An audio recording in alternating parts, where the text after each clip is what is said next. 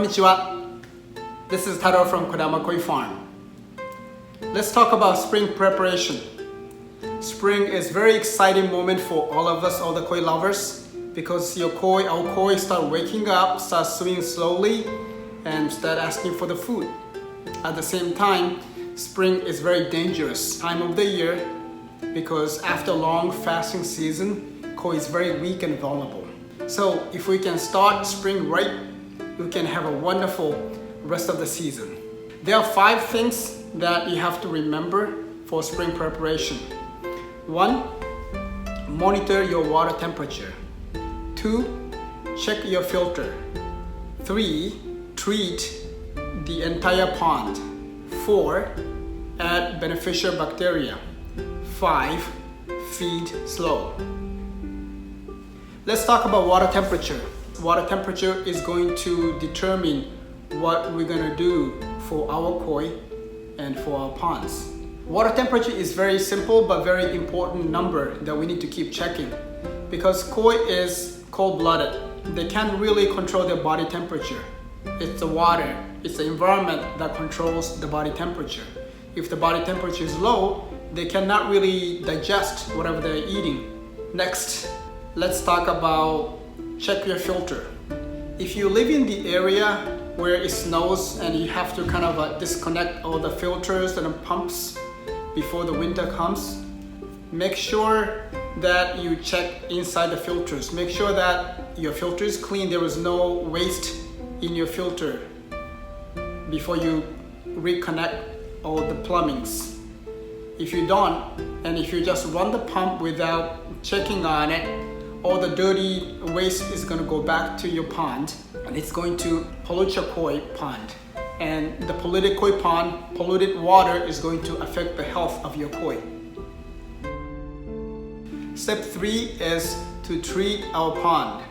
After long fasting season, koi is very weak, koi is very vulnerable to parasite or to any bad bacteria. So it's very important to make sure that your pond is free from parasite.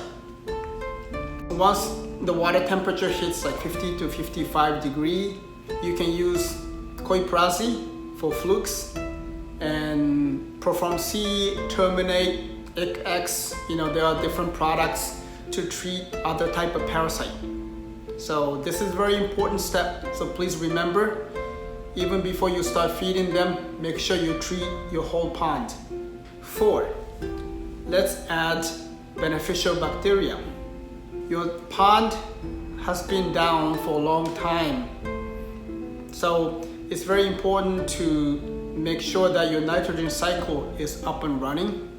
So it's always a good idea to add beneficial bacteria. In my case, I usually recommend my clients Niigata Water Bio.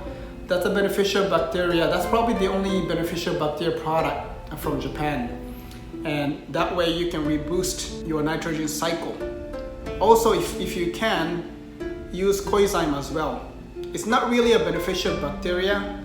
It's rather to eliminate bad bacteria. 5.